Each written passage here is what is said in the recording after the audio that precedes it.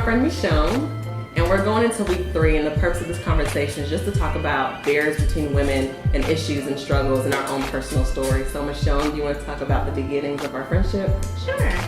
So Destiny and I originally met at the University of Houston. We were involved in, go Cougs. We were involved in some of the same organizations, specifically Impact on Campus, which was a Christian organization, which was really good. For the first probably year or so, we were more so just acquaintances, and as the year progressed, we just really got very close. Destiny kind of took me under her wing. As a big sister, we were a part of Women of the Word. She was a leader, and I was just an attendee. But she just kind of gave me a safe place to talk about school and boys and family and all of those things that you kind of need as a freshman, sophomore in college. And so it was really good to have that in school. And then eventually she graduated and moved to Dallas. And I eventually too decided to move to Dallas for many reasons: family, church, and then she was also one of the considerations in me having someone in Dallas. So I moved back to Dallas in summer of 2010, and I started my grad school program at UNT Health Science Center. It was a very difficult program, and I graduated 2 years later. And so I was having a graduation party, and you know that when you have people that you really want to be at the party, and so Michonne was one of those people. And so I remember she wasn't there maybe a few hours into the party, and I remember texting her like, "Girl, where are you? Are you coming?" And so she came late, and I remember, I think people were giving speeches, and so when they were giving speeches, I was just looking at her, and my heart just sunk because I just assumed, it wasn't even anything that I knew, but I assumed that she wasn't happy for me. And I remember the next day, I was talking to my mom, and I'm not someone who cries over friendships at all. I just remember talking to my mom and just in tears, like, "Mom, she was not happy for me, and I just care about her so much, but I could tell that she didn't want to be there." And so that to me is what started, I would say, a break in our friendship, where I just kind of started to view her through the lens of that hurt. And that was really hard to hear because, of course, like I said before, in the beginnings, I really did treasure our friendship. She was like a sister to me, and so for her to feel like I wasn't happy for her was definitely a misconception, but I was consistently wondering what I was giving off to this person who was so close to me, to why she felt like I wasn't happy for her. And of course, you know, life was going on. There were a ton of things all over happening. And so later in the years when she told me that, that broke my heart as well. And so I think that kind of led to us not talking for a good year, which was really tough. So, and then we both ended up, I think I had a really hard year in 2013 with a dating relationship. We both ended up at Oak Cliff one evening, and we just sat outside on the curb talking about just had a blue dress on. Yeah, just the year and just the trials of it, and we just really reconciled. And I told her some of my deepest, darkest secrets. It felt like we hadn't skipped a beat, and it was just kind of good to have my friend back. Yeah. And we were going through the detours of destiny at that time, and so God was revealing to us a lot of the things that were kind of deep in our hearts. And mind you, you hadn't even told me yet that you thought that I wasn't happy for you at your graduation. The Detour to Destiny series at Oak Cliff was honestly probably one of the most life-changing series at Oak Cliff that I experienced. Oh, yeah. I feel like the Lord was really opening my eyes to just a lot of issues that I had going on in my heart. And also, even when it comes to Destiny and Belle, the Lord was showing me that, you know, I have something in store for you, but I am taking you to this journey to really refine you. And so I remember going through my journal a few days ago, and I was just going through that time frame from 2013 to 2014, 2015, and I just was in tears because I was so broken. And I remember writing in so many entries, I feel all over the place. I feel numb. I feel bleak. I feel forgotten. I don't think that I'm worth much of anything. I felt unworthy. And I was very insecure. So many insecurities. And that, to me, really played out into our friendship, you know. And so the areas where I was weakened, I started to look to her and compare, like, man, she's so much better in this area, and I just suck in it. And I think that I start to, with that foundation of how I was viewing her from the break in our friendship, from the graduation party, I was still viewing her through the lens of that hurt. And I think that really had a role to play in a lot of things that we struggle with in our friendship. And for me, I think during that series, I was being set free from a lot of stuff. So the idea of legalism and just comparison, God was kind of revealing to me how that had kind of buried itself in my heart. And then having that friendship back, I think that I kind of started to look to her as just my rock. And we would talk every single day. Every day we would talk, and I would tell her, well, last night God revealed this or God revealed that. And almost to the point where I needed that. Like, I had to have that. And without it, it almost felt like I wasn't close to God, or I wasn't experiencing God without her being a part of it. It was like a three-tier relationship. And I remember telling her, it's kind of like a marriage. And she was like, no, it ain't. I was like, well, I don't mean like that. But it just became a huge dependency on her. God began to open my eyes to different dreams that I had as a young girl because of the Detours to Destiny series. And so just that dependency on her, and I wasn't aware of it. I had no clue that that I was depending on you so much and kind of putting that weight for her. And I probably was, like I always do, over talking, giving her all this junk, and then she was like suffering on the inside and not expressing anything. So, and I was going to say too, I think with my personality, I love hearing people out and helping people, and I just didn't know how to say, hey, this is overwhelming for me, I'm going through things at the time. And I think I just kept that inside and was looking and was bitter. You know, it's like, hey girl, I love you, sis, I'm here for you. But in my heart, I'm growing bitter because there are things that God is doing in my heart that I know that I was sharing with her, but I don't think I was fully sharing with her some things that were really hard for me in that season. And so then we kind of started having this drifting again to where our friendship was starting to separate again. I feel like she needed me to be there for her in some ways, and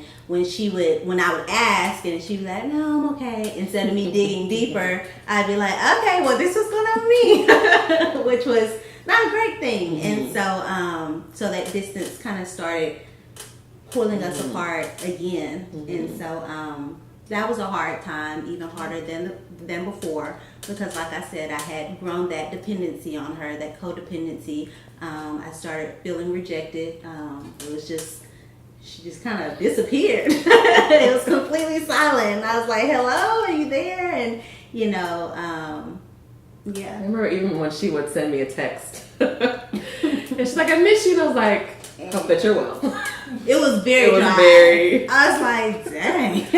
Very, very dry and hurtful. And hurtful. And I think, I mean, now that I think about it, that's just so rude. But in the time, I just felt like, Lord, I don't want to talk about it. I don't want to talk about it. She only cares about, I know that's not true, but it's like she only cares about herself. And so I didn't feel like she actually cared about my well-being and how I was there for her. So that definitely started a divide. But I remember I went to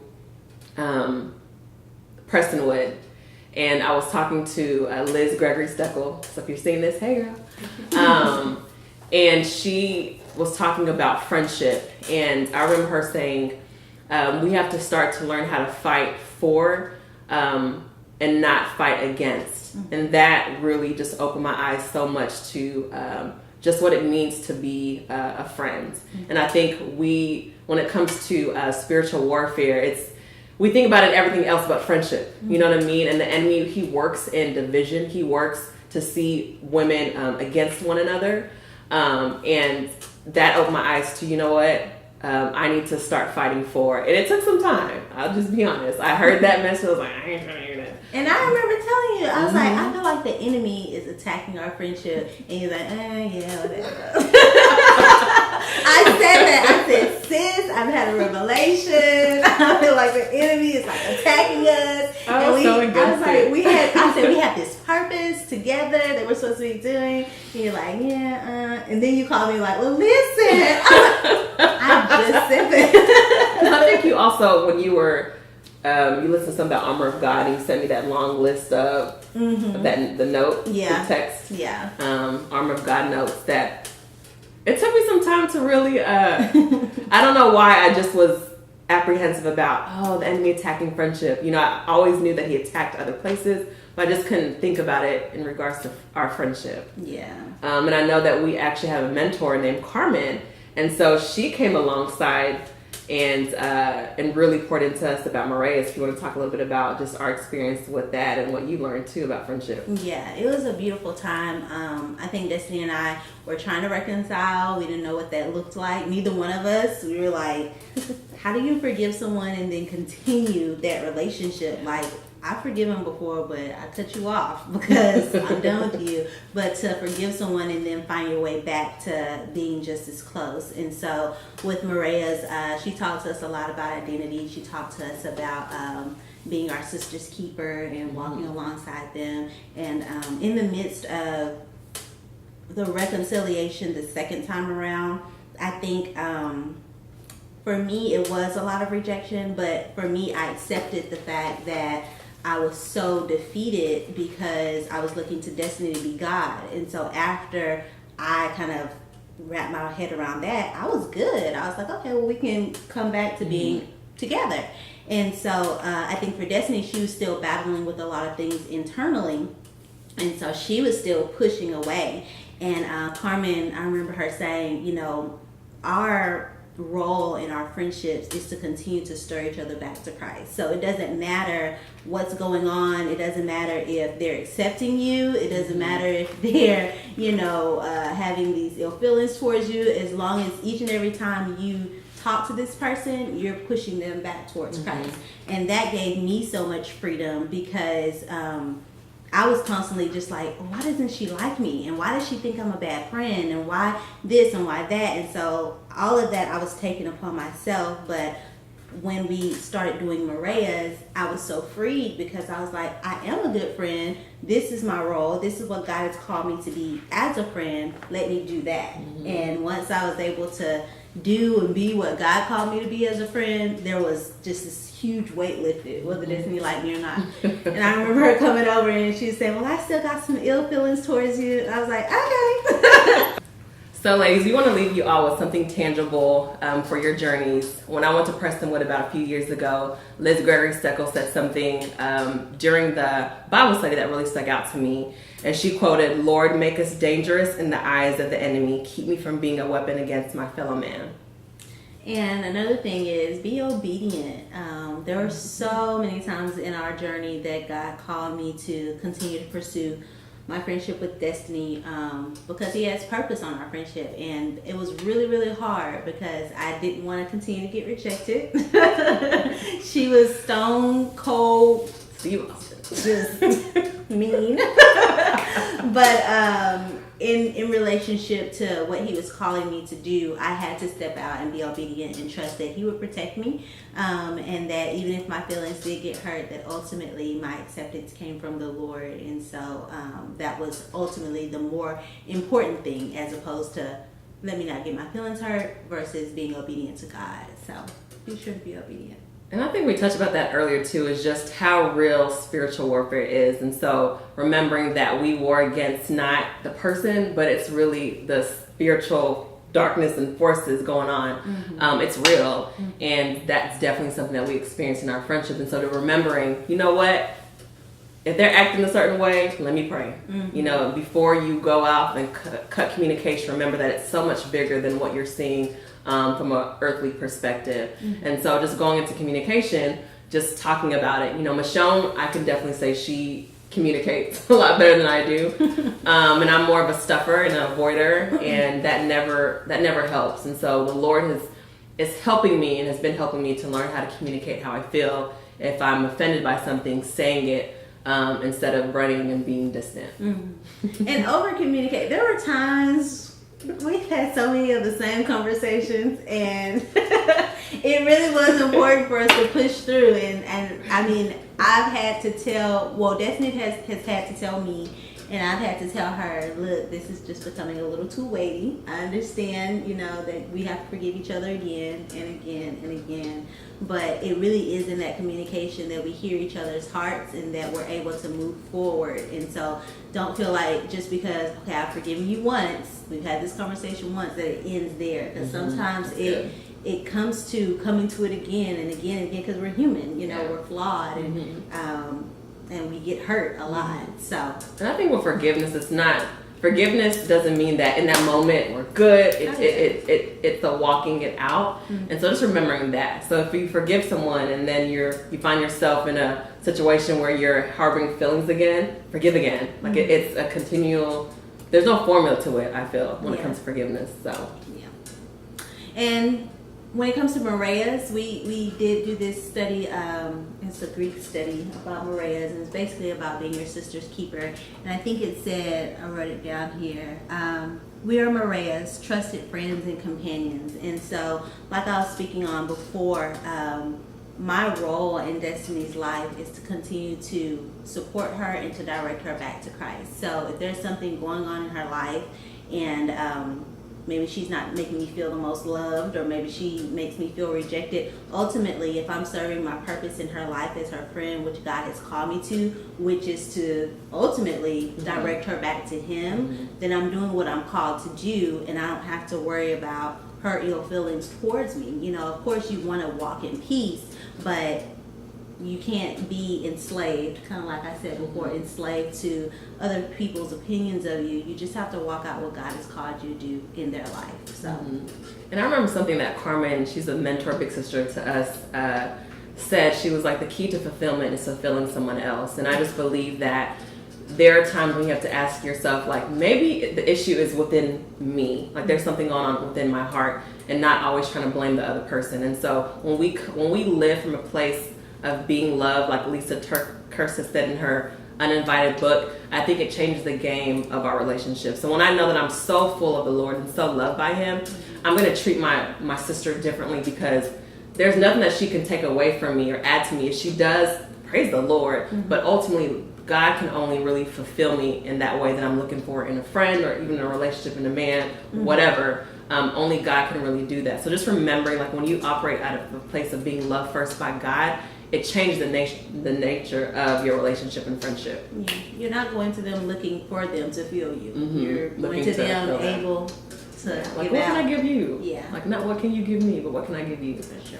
Through our barriers in our friendship, we hope that you guys take away just the ability to be able to love each other well, to reconcile, to communicate.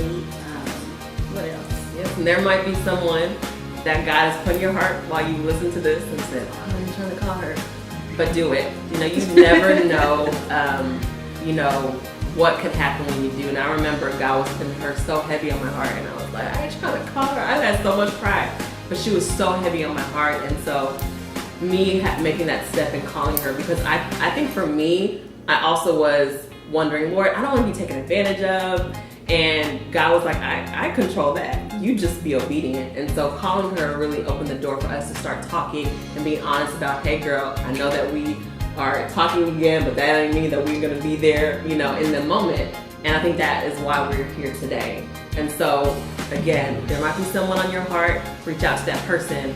And so we just hope that you're encouraged by this. I know when it comes to women's issues, there is a list of stuff that women go through, but remember to fight for and not against, and there's a real enemy out there who wants to divide. And so there's this quote that I want to leave you all with, again by Liz, hey girl, that I think will really, I know, wise, that will really help you in your journey. And it is, Lord, when loving my fellow sister, would you disarm my fear, deny my flesh, and deploy my feet? So we are done.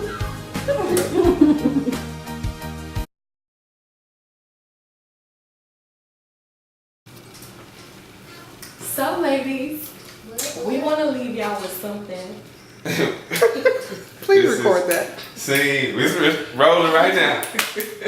This is scene 4. Take 2.